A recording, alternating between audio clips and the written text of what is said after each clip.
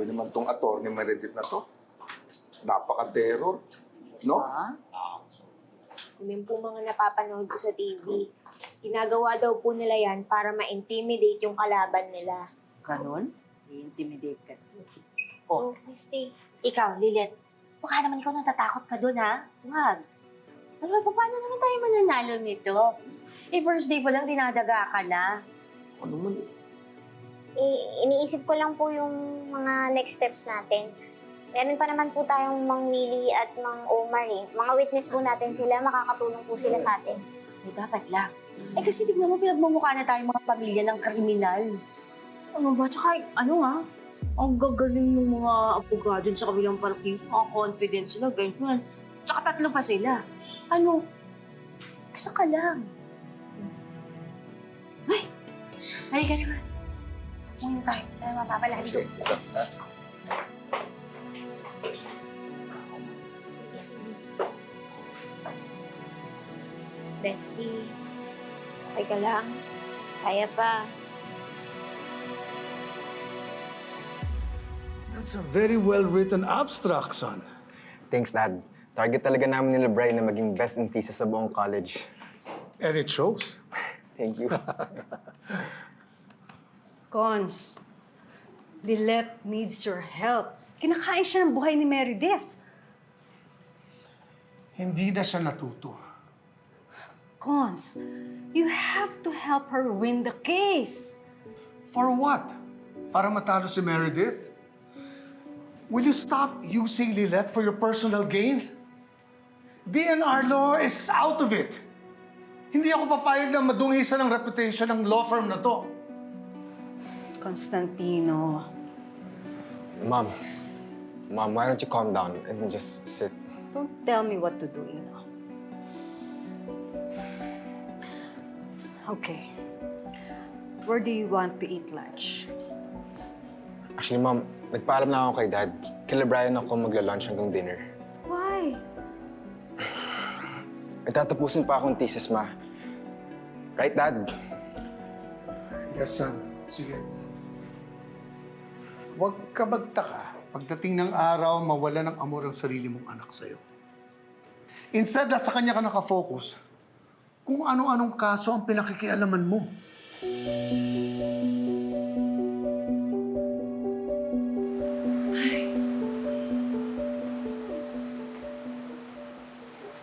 Well, that was a smooth day 1, and I kind of expected it. Pero hindi tayo pwedeng maging kampante sa ating mga witnesses. We have to orient them very well. Bonnie, kamusta na nga ba yung ating original witness? At saka yung dating witness ng mga lawyers ng mga Montinola? Yun yung attorney. Ilang beses kong pinuntahan, pero ayaw na rin ba involved pa sa kaso. What? Don't worry, Mom.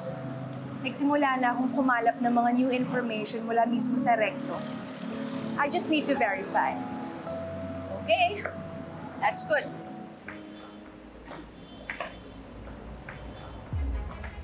Ito yung sayang.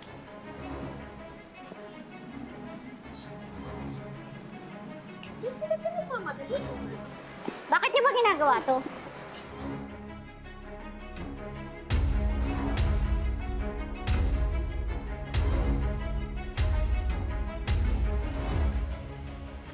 Goodness, Lilette.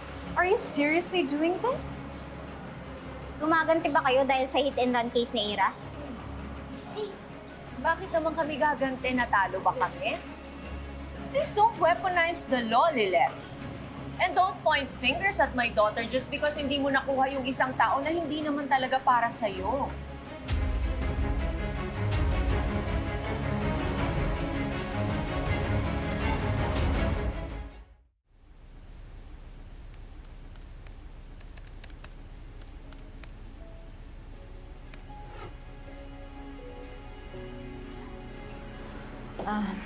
Chichi, Yes, ma'am. kanina ko pa tinitingnan ang episode lineup natin. Nothing is exciting. Nagawa na natin ang mga to. We need something more. Something new. Yung kakagatin ng masa. Aren't you a very big shot of a lawyer to even deal with this case? O talagang gusto mo lang ibuli ang baguhang si Lilette? Of course not. Come on. Hindi ka ba naaawa kay Lilette at sa kanyang nanay-nanayan na mahirap, marginalized, and to top it all, inosente? Diba? Sila ang dapat na pinaglalaban ng isang big shot advocacy lawyer. Eh di lumabas din yung totoo. Personal to sa inyo, kaya nyo biglang tinanggap yung kaso. Tinanggap ko yung kaso dahil ito ay para sa isang ina na pinatay ang kanyang anak. Hindi ko naman alam na kasangkot ka pala sa kaso na ito at ang nanay-nanayan mo pa ang nililitis ngayon. Hindi siya mamamatay tao. At kung talagang magaling kayong abogado na akala ko, makikita nyo yung buong katotohanan na ang tinang ko ang biktima dito. Siya dapat yung pinagtatanggol nyo, yung pinaglalaban nyo. Enough with your lies, Lilette. Wala tayo sa teleserye for all that dramas. Kung personalan lang lahat ng to sa inyo, tama. Personal nga to sa akin. Kaya ito yung tatandaan nyo. Kung nanalo yung kasinungalingan noon, hindi na ngayon. Lilette, please. We are all lawyers here. So let's just stick to the facts. Tama na. Huwag mo na kaming isama pa dito sa emotional blackmail mo. Nagpadala na kami sa'yo noon eh. Why don't you just watch and learn as I beat you in this case? And let Lady Justice serve justice well. I have an idea. Why don't we feature Lilette? Little lawyer Lilette that will test her mettle as a lawyer. Isang mahirap at maliit na abogado na lalaban sa isang mayaman at big shot na lawyer. Katulad ni Meredith Simmons. It's gonna be a David versus Goliath legal battle. This is gonna work. This will definitely work.